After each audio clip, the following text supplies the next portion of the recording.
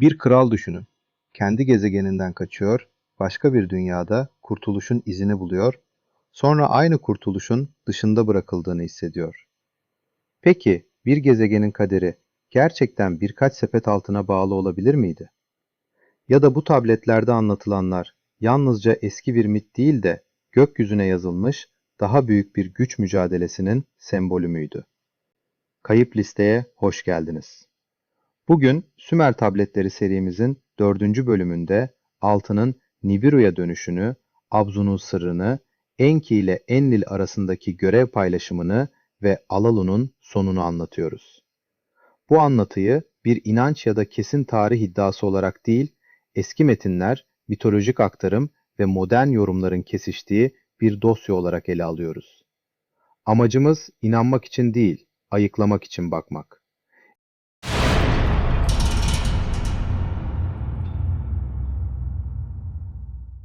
Altın taşıyan gök arabası, uzun ve tehlikeli yolculuğun ardından Nibiru'ya yaklaşırken büyük bir bekleyiş başlamıştı.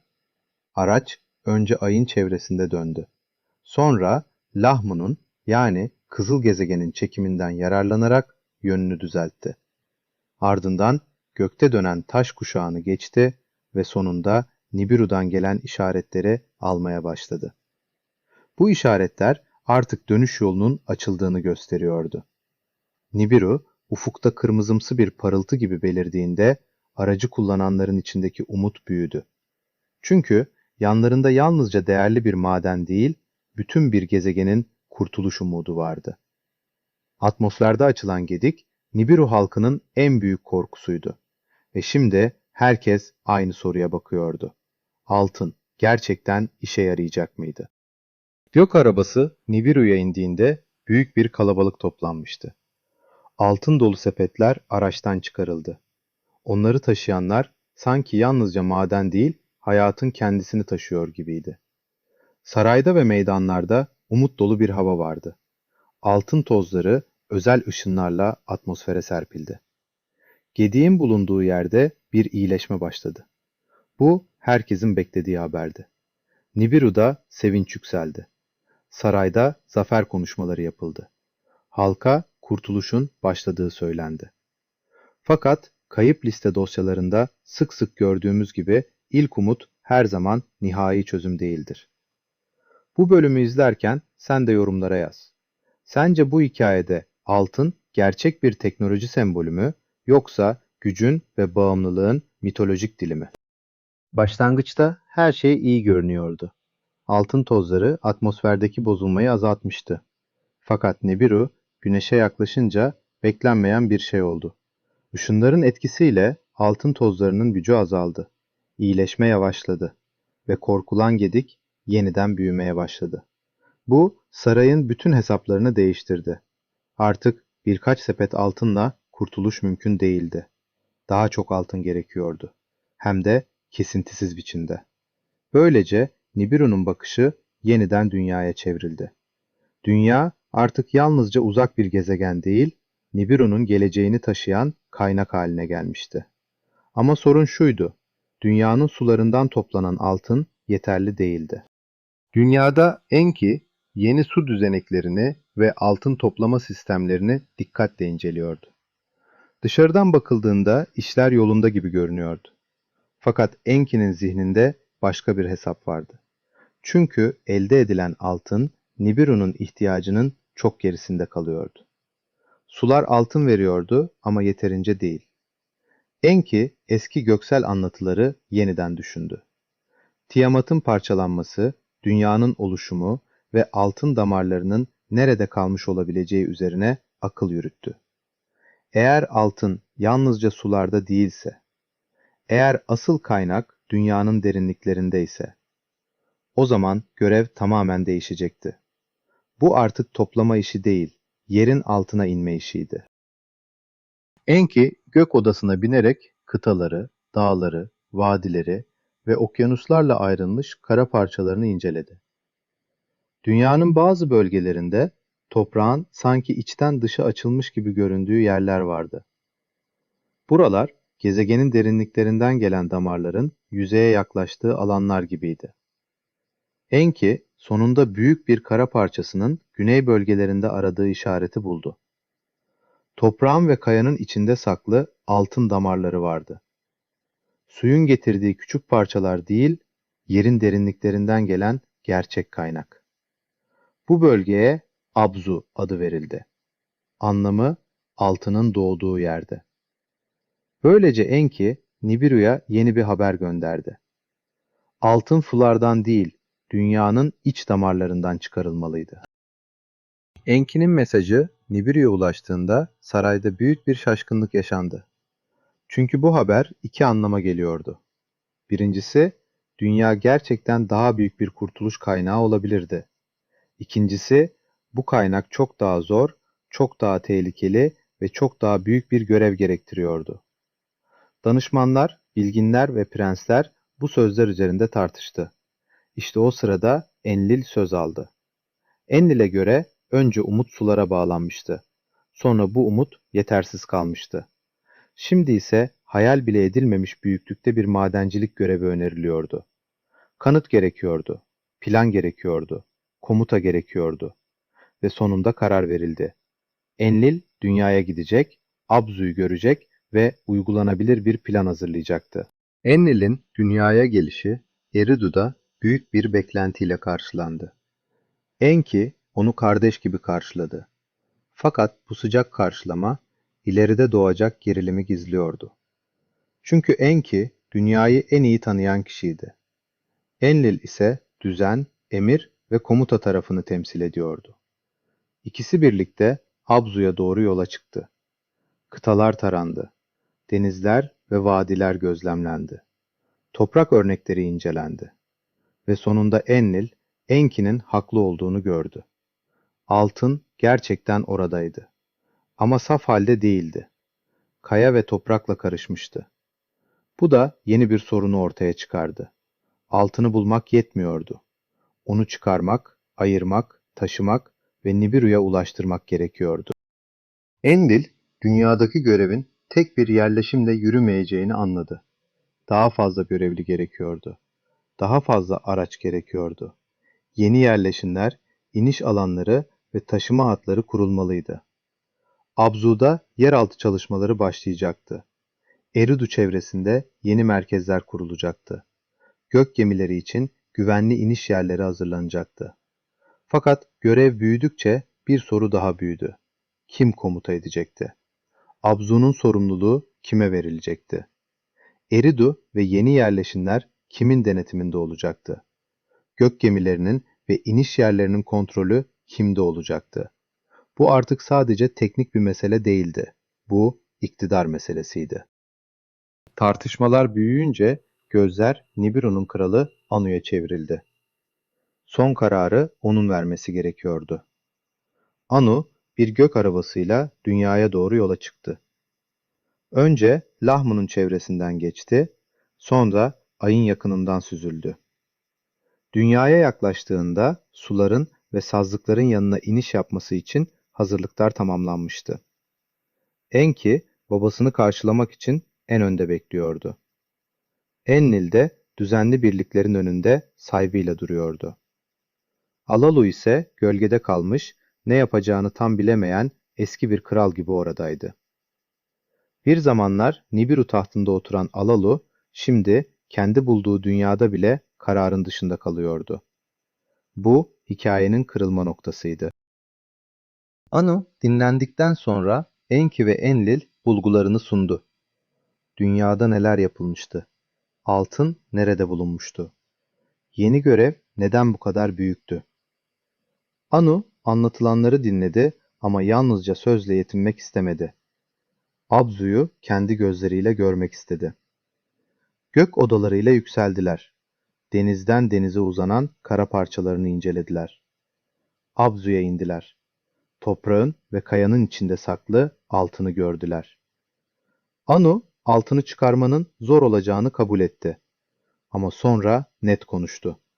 Zor olsa da çıkarılacaktı. Araçlar yapılacak, görevler dağıtılacak, iniş alanları kurulacak ve dünyadan Nibiru'ya altın akışı kesintisiz hale getirilecekti. Eridu'da yeni bir meclis toplandı. Enki, dünyayı ilk kuran ve Eridu'yu inşa eden kişi olarak yeni yerleşimlerin kendi denetiminde olmasını istiyordu. Ona göre bu toprakları en iyi bilen kendisiydi. Fakat Enlil buna karşı çıktı. Enlil, komuta ve düzen konusunda daha yetkin olduğunu söyledi. Gök gemileri, iniş alanları ve görev disiplininin kendi yönetiminde olması gerektiğini savundu. Enki ise dünyanın sırlarını, sularını ve Abzu'yu daha iyi biliyordu. Anu iki oğluna baktı. Biri ilk oğuldu. Diğeri yasal varis sayılıyordu. İkisi de hak iddia ediyordu. Bu çatışma sürerse altın görevi tehlikeye girebilirdi. Ve Anu beklenmedik bir yol önerdi. Görevler kura ile belirlenecekti. Üçü arasında kura çekildi. Anu, Nibiru'ya dönecek, krallığını oradan sürdürecekti. Enlil, Edi'nin ve yeni yerleşimlerin komutasını alacaktı. Gök gemileri, iniş alanları ve görev düzeni onun sorumluluğunda olacaktı. Enki ise Abzu'nun efendisi olacaktı. Denizlerin ötesindeki topraklarda dünyanın derinliklerinden altın çıkarma görevini üstlenecekti. Bu kararla Enki'ye yeni bir ünvan verildi. Dünyanın efendisi. Enlil ise emirlerin ve komutanlığın efendisi olarak öne çıktı. Kader paylaştırılmış gibi görünüyordu. Ama bir kişi bu paylaşımdan memnun değildi. Alalu. Bu noktada videoyu beğenmeyi ve kayıp listeye abone olmayı unutmayın. Çünkü bu seride her tablet bir sonraki büyük kırılmanın kapısını açıyor. Anu veda etmeye hazırlanırken Alalu öne çıktı. Ona göre çok önemli bir mesele unutulmuştu. Dünyaya ilk gelen kendisiydi. Altının haberini Nibiru'ya ulaştıran oydu. Bir zamanlar Nibiru tahtının sahibi de oydu. Alalu kendisine verilen sözlerin bozulduğunu düşünüyordu. Anu'nun her şeyi oğulları arasında paylaşmasını kabul etmedi. Bu sözler meydandaki havayı değiştirdi. Anu öfkelendi. Eski hesap yeniden açıldı. Ve iki eski rakip ikinci kez karşı karşıya geldi. Bu mücadeleyi burada ayrıntılı ve sansasyonel biçimde anlatmayacağız. Çünkü önemli olan sahnenin şiddeti değil, mitolojik anlamıdır. Alalu, yenilginin eşiğinde Anu'ya ağır bir bedensel saldırıda bulundu. Bu saldırı yalnızca bir yaralama değil, krallık soyuna ve devamlılığına yapılmış sembolik bir darbe gibi anlatıldı. Meydan bir anda karıştı. Anu acı içinde yere düştü. Enki hemen yanına koştu. Görevliler Alalu'yu yakaladı. Bazıları Alalu'nun orada öldürülmesini istedi. Fakat Enlil olayın zaten kendi cezasını içinde taşıdığını söyledi. Alalu'nun yaptığı şey tablet anlatısında kendi bedenini de zehirleyen bir eylem gibi betimleniyordu. Anu tedavi altına alındı. Alalu ise bağlanarak bir kulübeye götürüldü. Birkaç gün boyunca Anu'nun acısı sürdü. Gururu kırılmıştı. Artık Nibiru'ya dönmek istiyordu. Ama dönmeden önce Alalu'nun yargılanması gerekiyordu. Çünkü bu yalnızca kişisel bir saldırı değildi. Bu, krala ve kurulan düzene karşı işlenmiş büyük bir suçtu. Eridu meydanında yargı düzeni kuruldu. 7 yargıç için 7 yer hazırlandı. En yüksek rütbeli olan Anu başkanlık edecekti. Enki ve Enlil onun iki yanında oturdu. Diğer ileri gelenler de yargı heyetinde yer aldı. Alalu karşılarına getirildi. Önce eski gerçek kabul edildi. Alalu bir zamanlar krallığı kaybetmişti. Sonra yeni suç soruldu. Anu'ya yaptığı ağır saldırıyı inkar edecek miydi? Alalu uzun süre sustu. Sonra konuştu. Nibiru'da kral olduğunu, tahtını kaybettiğini, canını kurtarmak için dünyaya kaçtığını anlattı. Nibiru'nun kurtuluş umudunu dünyada kendisinin bulduğunu söyledi. Ona göre önce Enki, sonra Enlil, sonra Anu gelmiş, her biri kendi hakkını alırken kendisi dışarıda bırakılmıştı. Alalu'nun savunması aslında bir suç inkarı değil, kırılmış bir krallığın ağıtıydı. Yargıçlar karar vermeye başladı. Bazıları ölüm cezası istedi. Bazıları Alalu'nun zaten yaptığı eylemin sonucuyla öleceğini düşündü. Enki daha ölçülü bir ceza önerdi. Anu ise hem öfkeye hem de acımaya sıkışmış gibiydi. Sonunda hüküm açıklandı. Alalu ne Nibiru'ya dönecekti ne de dünyada kalacaktı. Lahmuya yani Kızıl Gezegen'e sürgün edilecekti. Bu karar büyük bir sembol taşıyordu. Alalu kurtuluşu bulduğu dünyadan koparılıyor, tahtını kaybettiği Nibiru'dan uzak tutuluyor ve iki kaderin arasında yalnız bir gezegene gönderiliyordu. Kral olmuştu, kaçak olmuştu, keşifçi olmuştu, şimdi ise sürgün olacaktı. Ertesi gün yolculuk hazırlıkları başladı. Anu, Nibiru'ya dönecekti. Alalu ise elleri bağlı biçimde aynı yolculuğa çıkarıldı. Araç göğe yükseldi. Önce ayın çevresinden geçildi. Sonra Kızıl Lahmu'ya doğru yol alındı. Lahmu'ya yaklaşırken gezegenin kırmızı yüzeyi, dağları ve yırtılmış gibi görünen arazileri dikkat çekiyordu. Alalu için bir gök odası hazırlandı. Onun bu yabancı gezegene indirilmesi planlanıyordu. Fakat o sırada Anzu beklenmedik bir karar verdi. Alalu ile birlikte Lahmu'da kalmak istediğini söyledi. Onu koruyacak, ölürse gömecek ve bu yabancı gezegende onun son tanığı olacaktı. Bu sözler Anu'yu şaşırttı. Anzu için bu yalnızca sadakat değil, bilinmeyene kalıcı biçimde adım atma kararıydı. Anu, Anzu'nun isteğini kabul etti. Ona bir söz verdi. Eğer ileride Lahmu'da bir ara istasyon kurulursa, Anzu oranın komutanı olarak tanınacaktı. Alalu ve Anzu gök odasına götürüldü. Yanlarına giysiler, araçlar ve yiyecekler verildi. Ardından iniş başladı. Gök arabasından ayrılan küçük araç Lahmu'nun yüzeyine doğru süzüldü. Ana araçtan izleyenler onun kızıl yüzeyde kayboluşunu gördü. Böylece Alalu'nun dünyadaki hikayesi sona erdi. Bir zamanlar Nibiru tahtında oturan kral artık uzak ve sessiz bir gezegende kaderini bekleyecekti. Anu ise Nibiru'ya döndü. Fakat dönüşü bir zafer dönüşü değildi. Çünkü ardında yalnızca bir sürgün değil, giderek büyüyen bir gezegenler arası düzen bırakmıştı. Nibiru'ya dönen Anu, meclise olanları anlattı. Artık plan çok daha büyüktü. Dünyadan Nibiru'ya altın taşımak için yalnızca gidip gelen araçlar yeterli olmayacaktı. Yol üstünde ara istasyonlar kurulmalıydı. Lahmu bu istasyonlardan biri olacaktı. Ay içinde ayrı planlar yapılacaktı. Gök arabaları, gemiler ve taşıma hatları düzenli bir ağ haline getirilecekti. Bu tek bir maden operasyonundan çok daha fazlasıydı. Bir gezegenler arası lojistik düzen kuruluyordu. Dünyadan çıkarılacak altın önce işlenecek, sonra taşınacak, sonra Nibiru'ya ulaştırılacaktı. Her aşama için yeni görevler, yeni araçlar ve yeni komutanlar gerekiyordu.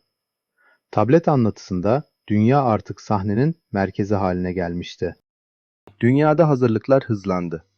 Enki Abzu'ya yöneldi. Altının tam olarak nereden çıkarılacağını, hangi araçların gerekeceğini ve yer altına nasıl ulaşılacağını hesaplamaya başladı. Yalnızca kazmak yetmezdi. Kaya kırılmalı, cevher ayrılmalı, altın taşınabilir hale getirilmeliydi. Bu yüzden yeni makineler ve özel araçlar tasarlandı. Enlil ise Edirne'nin geniş alanlarını inceliyordu.